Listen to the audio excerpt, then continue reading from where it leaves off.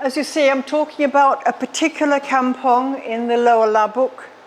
The reason why it starts in 1925 is because indeed there was nothing there between the coast and the halfway up the Labuk.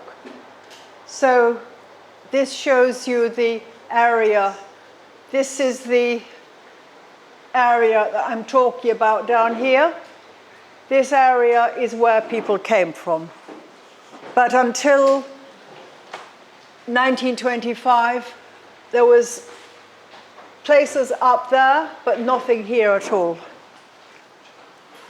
So, fine. Part of the problem had been smallpox rather, and also people didn't want to live too close to the coast because of pirates. And they lived in buoys. People used to move a lot. While we look at the maps, we just see the big rivers. But people didn't actually use the rivers very much, partly because they were more open and people didn't feel safe. So they used tracks going between all of the rivers. It's very easy to walk from Kinabatangan here, up there, to Labuk. From the Labuk up to the Sugut the Paitan. Yeah. So while we sort of look at a map and think of it going west-east, it actually went north-south much more. This map actually is not very clear for you here, but it shows alliances and enmities between the groups.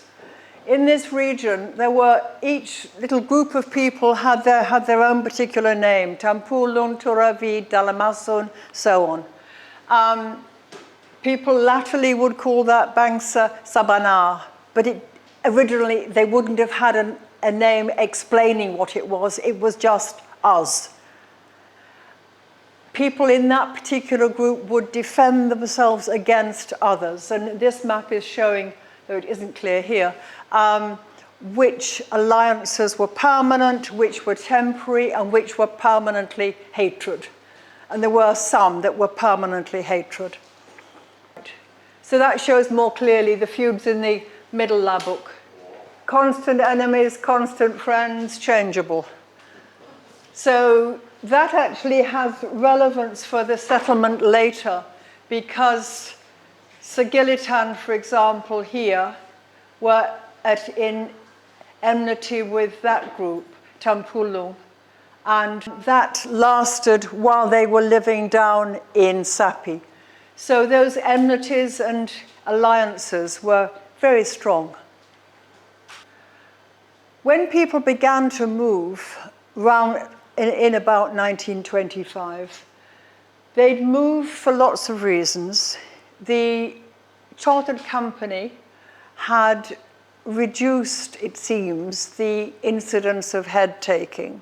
It certainly appears to have reduced the anxiety about it. With the anxiety a bit less and movement down the rivers a bit easier, the people had always sold their rattan and damar in buoys to the suluk. The suluk would come up the river once a year. Buoys was about as far as you could get easily. And the local people had to basically take what they were given for their stuff. If they didn't like the price, they couldn't do much about it. So that was another reason for wanting to move. And you can see at the top, we don't actually have the info at the top. This is gained mainly from the Public Records Office in London. But we do find that we've got floods coming there. And again, you've got floods there, and you've got floods here, and floods here. And again here. Now, it was the floods that were the sort of last straw for people deciding to leave Buis and surrounding areas. The information which I got from the Records Office did coincide pretty accurately with the local information that I was given. I began doing the questioning in 1970, so I was talking to people who'd moved when they were adults, they knew what was happening around that time and so on. So they began to move round about 1925. They were producing jungle products, wax, damar and so on, and rotan, and also rice, but not a lot of rice. They were not dependent upon the rice. They would do whatever seemed best in terms of producing some cash. Had been, as you see here, affected quite badly by the closure of the river during the Mat Sali time. So that had affected people quite badly.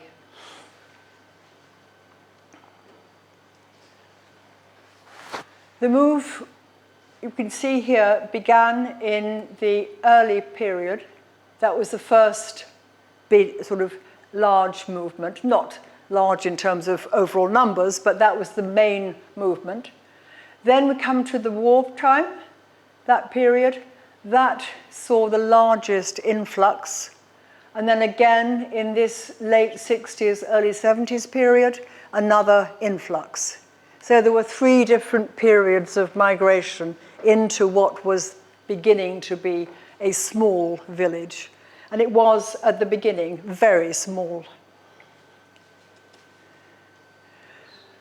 The movement down the river meant a big change because Buis, as you can see here, the river is quite shallow. I mean, that kid's just walking on it. Those boats have very shallow draft. So it's not an area where you can go much higher up at all. And the people in this area were basically land-based. As I showed that earlier map, the movements up and down. People were walking around much more than using boats. When they began to move down, it actually changed things. So this is where they moved to. That's taken from a plane that just happened to be usefully over. It's the Labuk Delta, very, well, wet, obviously, muddy. It's not an area for walking around very much. So they changed from being land-based with some shallow boats to basically water-based, much more. There was still some walking, but it was a very different milieu. So as I said, it was, became life dominated by the river, as opposed to the earlier pattern. Interestingly, the recent changes means that the roads going all over north-south replicate the earlier pattern. That middle period of using the rivers is now finished. The place I knew in the 60s and 70s, and I loved paddling a boat, it's gone. No one uses boats anymore. It's strange. I feel very out of place, as do many people my age too, because what we learned has now gone. So that's the river at low tide in 1966, with a small komput there, and a boat which may well have been Tidong. Tidong tended to have those roofs to them. Because when people moved down, they didn't just move from Buis, from a land-based to a sea-based area, but they moved from being basically Dusun speaking to down this area where there were Tidong, who had originally come up from Bolongan in the 19th century and moved to the coast around Sugut, Labuk, and also further south. Dumpas, who were from the area, who had become Muslim in the 19th century and had worked for the British company. They were mixing with a lot more different sorts of people. This is an area which is now has concrete houses on it. 1966, it was, if there was high water, that's just water. You just walked around on logs. and they often turned over a bit. I have a great scar down my leg still from 1967 when I damaged it there. That's the river. You see those piles of wood that have come down from a storm. The river could be quite dangerous. I mean, children drown regularly. But it's also dangerous with a boat because you can hit logs that you can't see properly. But yeah, cars are also dangerous too, I guess. It's just the river could feel quite scary at times. And that's a nipa palm with the ribs of the palm used for flooring, nibong. For me, that's sapi still, I'm afraid. I still go back in my mind to that pattern. That is, I don't remember, sadly, exactly what was happening, why there were so many boats. It was a time when timber camps were very big around the region, and it could well have been a weekend that people were coming down from the timber camps or going from Sapi down the river further, but it's unusually big collection of boats there. You see there the log that you would walk along, and they'd be on the mud, but also floating, so a bit tricky at times. That's two kids with a talud, which is a dugout canoe made in Sapi. And that is what was there in 1966, the secondary jungle, which was quite deep and dense still. People were quite scared of it too. I remember I lived with 8 girl boarders, and one day I went into that with great trepidation because I was a bit scared myself actually. And I came back and I said I'd been into the jungle. And they said, you shouldn't go there because of the rogon. And I said, okay. And so the next day I thought, I'm going to go again. And I went about maybe 10 feet, and then I went very fast home. Because the rogon, yeah. It's always better to be cautious, I think. So the interesting thing is that we know exactly who began the move, which is unusual in a way. Malis was a man who was from Sarawak. So in fact, the community was settled by somebody who was Dayak. He had come over with his brother Sang. He was born in about 1880. He'd come over with Sang, maybe Marantau, just having a trip, but he also worked locally, but we don't quite know where. But he ended up in Buis, and he and his brother Sang and his 2 first cousins, Luto and Li Kong, they married Dusun women, 2 sets of first cousins who were close. So they married in very quickly in Buis. He wanted to move because of the sale of goods, as I said before, the suluk coming up and not actually having any choice as to how much money you could get. I think he also sounds to be a very enterprising guy, and he could well have found Buis a bit small. He had 4 children, 5 with his first wife, Oriut in Buis, but when he moved down to Sapi, he took a second wife, and then a third wife. So that may have been also a bit of interest in looking around. We don't quite know all of the reasons, but certainly some of them are clear. So that's his grave, or one of them anyway. That's the first grave marker, and then that's the later grave marker. He was head man in Sapi, for quite a long time. We don't quite know when he first became, but probably when he first came, actually. But he died, as I've said there, in 1957 as head man. But latterly, his son, Sarajan, helped him a lot. So it sounds to me as if he had already effectively given up. Sarajan is interesting because he was the only putti that's from the Ranau area, which may be Baringkan Malapi area. He was the only putti in Sapi before the Japanese War. Everybody else was Tampulung or Dayak, Turavid, Rungus. By Rungus, I'm meaning people who've moved down from the Kurat area to the lower Paitan, the lower Sugut, the lower Labuk. So they didn't have any obvious markers of being Rungus other than the name. Though it's interesting that the Rungus people were rather stronger on premarital virginity for the girls than the people who came from the Ranau area. So you had a sort of coming together of two different, slightly different systems.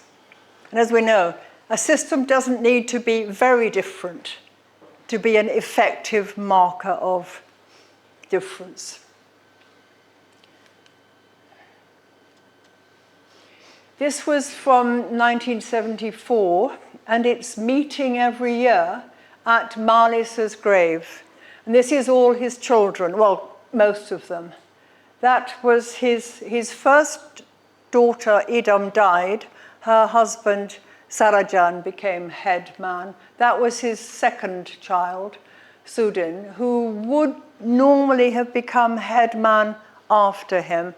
But for various reasons, mainly of character, he didn't. That one, Missy, became Muslim in the mid-1950s, which was not common then at all. But she still was linked in with the community and went to the meeting every year. That Kalina, Sadina, Muna, Dima, and Kalang all still lived in Sapi. So they were all locally living. There were two more who lived away from Sapi and didn't come. Now, interestingly, at that Save Grave cleaning, I took the first picture, and then a lawyer who was adopted by Marlis in about 1953, 54. People said, you should be here as well.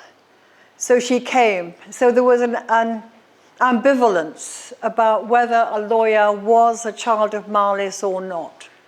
Partly, I think, ambivalence because she wasn't a relative of his family and she had been adopted very late in his life.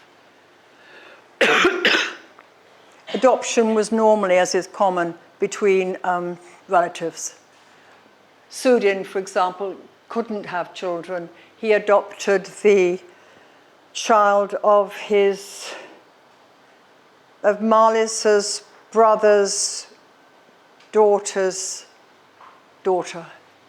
So that was a common sort of adoption. This is the daughter of Idom and Soribi and Sarajan. Now, Adat in Sapi, though quite a few of the founding people were Dayak Iban, the Adat was all local. There would obviously have been bits and pieces that they would have kept as well, but they were all intermarried locally. And the really important thing in that area certainly was if you moved into an area, you had to adopt the local pattern. There was an argument in the records from, I think, 1895 in the Sugut, where a British government person or company person noted that there'd been a really bad fight somewhere because some people had come into a village and said they would adopt local Adat as a basis for being allowed in, and they hadn't done so after 2 or 3 years. So there was a big fight. So adopting local Adat was absolutely vital. Speaking Iban still, that was okay, that wasn't a problem. But they had to adopt local patterns, though certainly there can be variations. Soribi married Lim, who was from China. It's a very mixed community, as you find anywhere. She died a few years ago. Now, as I've said here, the Mali's family was quite big itself, with 3 wives and about 11 children in total. But a kampung has to become one unit. You can't manage with bits and pieces. So the marriages were very clearly created to link up. And I do know that some of the marriages that took place early on were not the choice of the girl particularly. They were politically useful to marry this person to that person. You would often find it, particularly when there'd been a polygamous marriage, that the children from the first wife or the grandchildren may be married off to people from the third wife. Now, that may have made sense in terms of linking people up and integrating people, but it didn't make sense emotionally for the people being married off, because they were being married off to someone who they'd grown up to hate, because so-and-so had pinched so-and-so's wife. So there was quite a lot of residual anger and tension about those sorts of marriages. Some of the marriages that took place were first cousin marriages, which was not allowed. But as in any place, you have a rule and then you have a way around it. First cousin marriage was expensive. It was a large kerbao for the man and a smaller one or a large pig for the woman. It was more expensive if the link was same sex. So if it was father's brother's daughter, was more expensive than father's sister's daughter. But they did take place. Usually when it has taken place, if you then still call it first cousin, then you are insulting that person. But it's pretty clear if someone says that I had to pay a buffalo, it's pretty clear what the marriage was. It was felt that if you had a first cousin marriage, it was too hot, too alasu, and you wouldn't have children. Sometimes that was true. They didn't have children, but some did. But you only need one that didn't to validate the rule. So the community was growing quite a bit. And this is some of the dusun that were married in. I've just recently, but I couldn't put it in for this, got a picture of Malis's brother Sang, which someone produced last week in Sapi. This is Maida, who was born in about 1880, and I talked to her in 1970, who is Susan's great-grandmother. Yeah. This is your father's mother's mother, okay? No, father's mother, Maida. So she talked to me a lot about the headhunting times, how scared she was as a young person, because the headhunter would not usually take strong men. They'd take children, old women, anybody they could find that was not going to fight back. So as an example of bravery, it's a rather dubious pattern. But she was certainly an interesting woman. This is the set they married into, Andayan Ria Tinoi, 3 sisters who married the Iban men, or were children of those Iban men. They're all dead now, but I knew them all fairly well. So she married Sudin first, didn't have children. She married in an exchange marriage, which was quite common. There was a brother-sister married a brother-sister because you didn't have to pay anything at all. The problem with that is if one of the marriages goes wrong, it sours the other, and the other can start demanding money if that marriage actually breaks up. More commonly, what happened here, her brother, Liao, took a second wife. The first wife was furious but didn't leave. So they could say that the marriage hadn't broken up. I think the first wife thought it had, but in terms of money, there was nothing to be paid. So the linking between the two big families, Tampulung from Buis, was pretty strong. They also, because they'd got there first, got quite a bit of land. So these two families, big families, remained actually till now important in terms of land holding. It's had quite an effect long term, which I'm still working on now, actually. So Tama was Rungus from the Lower Sugut, who'd married Adayon. This is Salawat, who's your grandmother? Yes. So they were very well integrated. She married Gurandi. His first wife had died, which is partly why he'd left Buis, because he'd been off on a trip and came back and his wife had died. So he married again and married her. So the different parts of the community linked up by marriage. Gurandi, who was Maida's son, his son Paul, they all became fairly significant in the area, much more than any of the other people who came after the war. So it's really an example of the importance of being there first. There's a stream, the main river and a tiny stream. This house, which I took in 1970, was right up at the far end, one of the tiniest houses there. It's now long gone, fallen in.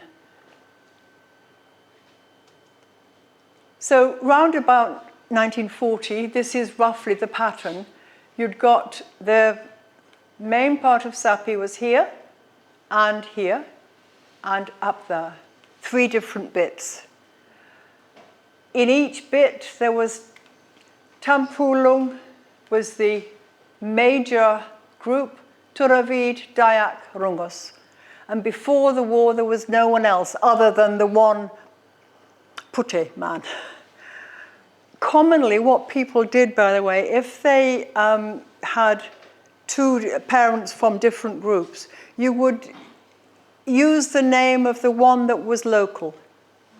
So if it was your mother's name was local, you would call yourself that, even though you would say at the same time that you got the name from the father. So there was a bit of jiggling about. Because there's not much point having a name that relates to a completely different area. You get one that's more relevant. Gurandi was actually not Tampulung, but he changed his name to that. He was Dalamasun, but that wasn't very useful, so he adopted his mother's name. But when he was dying in 1970, he explained to me that he was actually Dalamasun. So people changed. You have what is most useful. And again, that is a normal thing, isn't it, worldwide? The Japanese War was particularly bad around here as well. It was bad because people didn't always know what was going on, because you had Japanese soldiers around the place. The march of the people from Sudekan up to Rana, or other way around, went past there. So there were relics of that. I remember one guy who said when he was about 6 or 7, his job during the war was to close the mouth of the cockerel if there was soldiers nearby.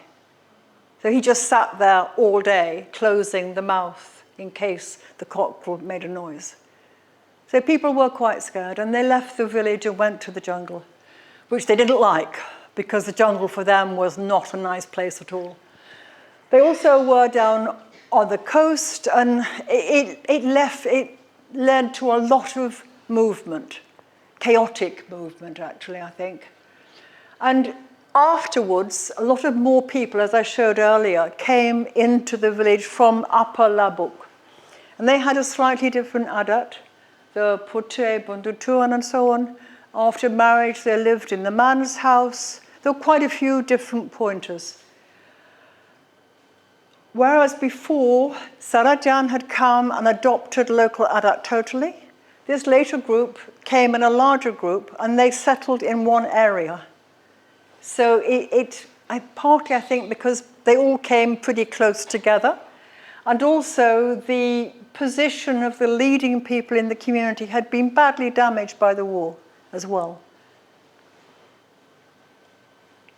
So remember, I just showed you this before. You had this really big bump from the beginning of the war to about the middle 50s of people coming in, largish numbers. One of the people was Onsi, a nephew of Malis, and he'd been a former headman near Telupid. He's Onsi or Unchi. It's sometimes written Unchi, sometimes Onsi.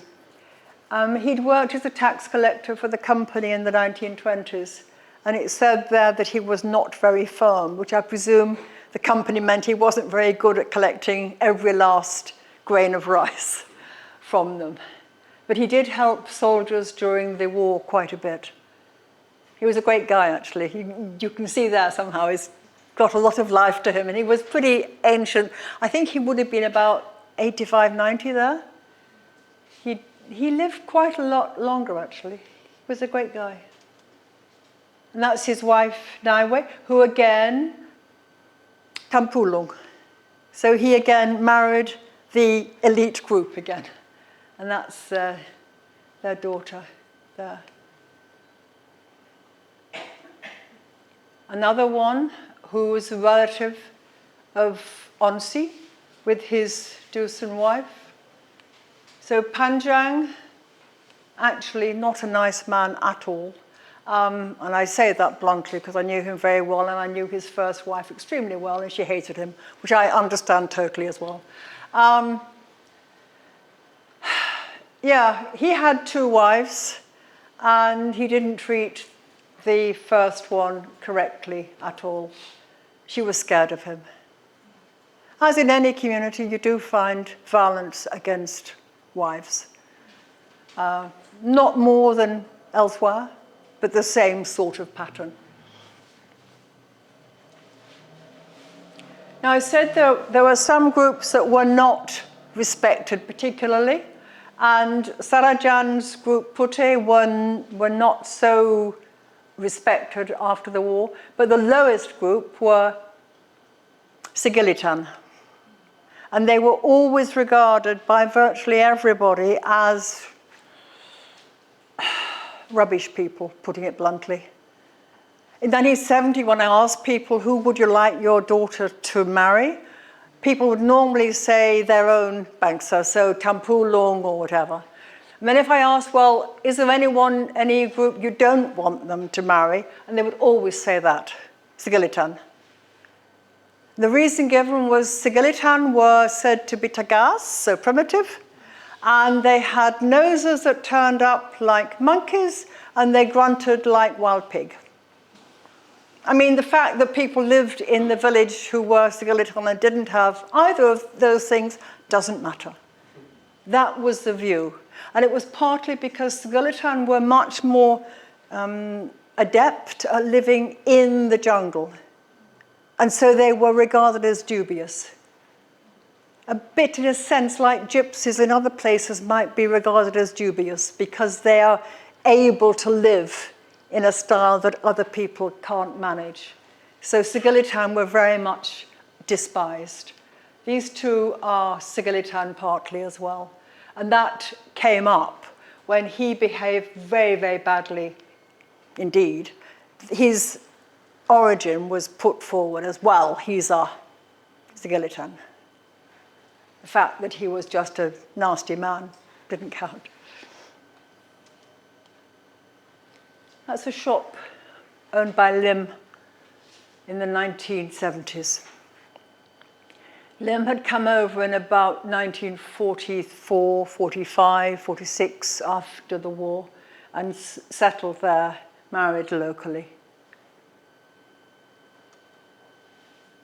That was a shop owned by Sudin, which was the first double-story place in the area.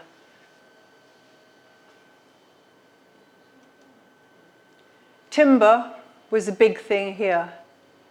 As you can see, that barge carrying all the timber down. Timber camp, as I've said here, going to timber camp to earn bride money was common. It was certainly a fixture in the 1930s. As this song goes, "Oh, you beautiful girl, you girl, it is best I go from here to seek work. I go for you, my beautiful girl." So it was very much part of everyday, of every man's life pattern, to spend some time, maybe 1 year, maybe 2, getting timber because it gave the cash they needed for marriage and for getting by future. The clear felling from the 1950s, 60s, particularly, as it got more and more cut down, has affected river levels enormously here. I'll talk about that later, but it's been really quite bad. The growing of rice in this area has been very important in the lower Labuk. This was the dry rice, where the branches are always left where they are because it stops or cuts down on the erosion. And it's always been done like that, leaving branches, etc. there.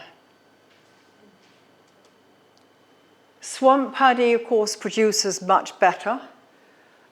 This area, which was on the other side of the river from the main village, this area cannot grow rice now because the salting the river levels are higher. The salt from the tides affect this area, so that's useless now. It's useless land. But that was a tabang from 1974.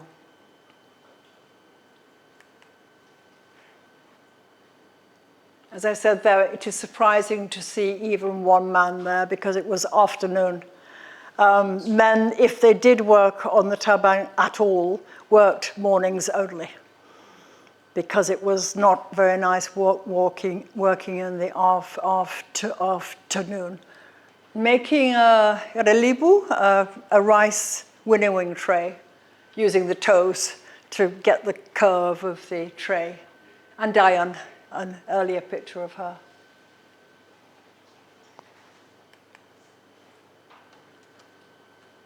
And the harvest, and making amping, the young rice that's stamped and then cooked with, or mixed with sugar. None of this happens now. The really important changes that came in the village, and they were enormously important, was this meeting during the war, or towards the end of the war, between Gorandi and a district officer who told him about school. And the government set up a school on the coast in 1948, Malay medium, and the 4 boys from Sapi went there. When they finished there, they did the year English course to go to St. Michael's School in town. And when the Anglican mission came from Sarawak to the area, wanting to find somewhere to set up a school, the 4 boys were there and said straight away, "Sapi will give you land. And so that's why Sapi got a school. And it was the only English language school between Ranau and Sandakan when it was set up. Until the church came, everybody was buried in Plandok, in the local graveyard there. Does anyone know what that is? Pardon? Yeah. Yeah. It's, people in the area don't know what it is. It's on a grave though, which is interesting. Normally it's not put on a grave. In this part of the world it's erected when people don't have any offspring. Yeah. Well, it's stuck there in this graveyard. Yeah. Enormous. Yeah. What do the locals call it? They don't. They just say, no idea what it is. Have you heard it? Have you been there? No, I've never met this one, but I know we just call it Nissan. Yeah. Yeah. Yeah. Yeah. So this is the first priest that was there, Father Puntang, with his wife and his son. He was Iban, but spoke Kadazan. That's the church they set up in 1958, which was eventually rebuilt. That was the school there, part of the school. And the coming of the school had such an effect on the village. It was extraordinary because so many people came to it. Muslim kids came there, Dayak kids from Beloreng came there who were Christian. At the beginning of it, nobody was Christian except for the Dayak kids. So it was such a revelation for the community because the language was English, which no one spoke really except for the 4 men. Now, marriage took place in the church, but it was also done in Kampung style as well. As I said before, not all marriages were choice, and this certainly wasn't. You can see there, she's absolutely furious. And she'd been married off. She didn't want to marry him because she said he was dark and old. And she definitely didn't want him. So she managed life effectively to get rid of him, or to have him get rid of her fairly soon by her behavior. But she was happy afterwards, so. But she was furious. At the wedding, she actually held her hand like that. And the priest made it straight, because he didn't quite know what to do. And the guy shoved the ring on. And then that afterwards was her face. How did she get rid of him? Pardon? How did she get she worked, he lived on an oil palm plantation. And the oil palm manager had to say to her husband eventually, all the vehicles in the plantation appear to be breaking down outside your house when you are not at home. So can you please sort something out? So she then became the second wife of the Tauki, and she was fine. So, she had resilience, I think is the word. This was a wedding wearing suluk dress, which was not Kadazan, of course, but people in the area, because they lived there a long time, owned bits of it. So when Lapikan Kingdom married, they borrowed all the bits from local families. Now, she was not happy at the marriage because she was only 14 and she didn't want to marry. And she was crying, it was awful. But in fact, the marriage turned out brilliantly and they had a very happy life. But the start was just a bit sad. That's the school, the church rather, with the boy boarders cleaning it every week. Homework. The details there I can't go through now at the moment, but I'm sure if you could look at the YouTube, you can see it. I've just looked at exactly what happened to the kids as part of a larger job.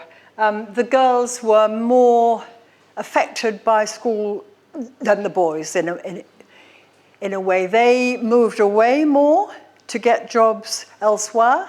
The boys stayed locally much more because they could get jobs in timber or oil palm or different sorts of jobs.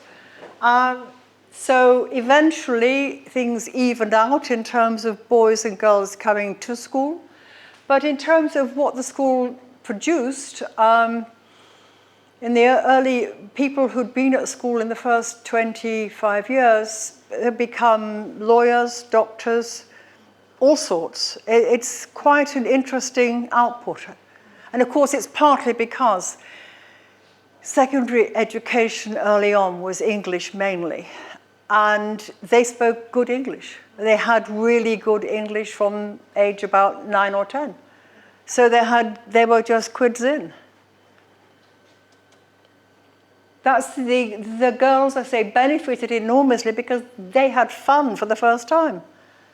When I worked in the 90s on childhood, and the girls said to me, basically, we didn't have a childhood. Our brothers had their childhood on our backs. We worked. They didn't, nothing at all. There was quite a bit of bitterness. But the kids could just play. They had a ball. That's them just playing a game like basketball or something. I don't know what they were playing, I've forgotten. But they were just having fun. That was the girl boarders. They had tin food sometimes, and they had to bash the tins and put them into the soil and cover them up. Collecting leaves. For some reason, the principal said it was good for them to do manual work. So every afternoon, the kids had to pick up rubber leaves. I mean, it was downright stupid. But, you know, how it was. That was actually me when I was teaching, because they did have foreign teachers as well there. People from India sometimes, or Sandakan even, and I was there for a year. That was my first sarong, which was blue, and I loved. But yeah, so as I said here, while some people were at school and others away cutting timber or looking after kids or working in the rice fields, just got a few pictures of ordinary life. That's Sapi from the air, where you can see the little side creek there. And that's the main part there. So here, you've got still that, which has remained Tampul Long Dayak Turavid, but that's become more mixed. That's entirely Puti, Segalitan, Sukang, etc. And that's also a bit mixed, but not as much. So it has changed quite a lot, even by 1975. I will, in this next year, be doing the map of the current pattern, and it's utterly different. Some things stay, but in a sense, the relevance of these names has completely gone. Now it's, are you Dusun or not? Wild pig, cutting up wild pig, Palansi, looking after Lansat to keep the monkeys away, but also people. The kid at the bottom stays there. Fishing, kinamal making, and basket. Pardon? That term is rumus. Small? Rumus, that's a rumus term for that Yes. rice wine. Yeah. Kulintangan. That's Angong, actually, who was the first wife of Layao, who was dumped for the second, but she wouldn't leave. So it was difficult. Now, this is interesting. It's not a great picture. This is Sogit. They'd been to church, and then we had the manogit for the land, and Baya has the stick, which has been peeled, and it's going to be put into the blood of the pig when it's killed. But because of the priest being in the middle of Sapi, the manogit was held a bit further out. The manogit for the land there's several different parts of Sapi. There's Ulu Sapi, Sapi, Bantun, Mandoring. If a monogat is held in one of those places for the land, it does for all of them. So it's a rituals group. That's field work in 1974, which was blissful. I think that's Guillaume's house, actually, yeah. And that's the market in 74. Now that area is completely derelict. The village has moved away again.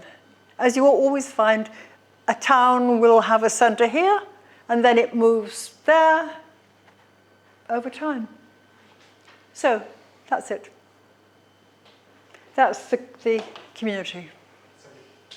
Okay?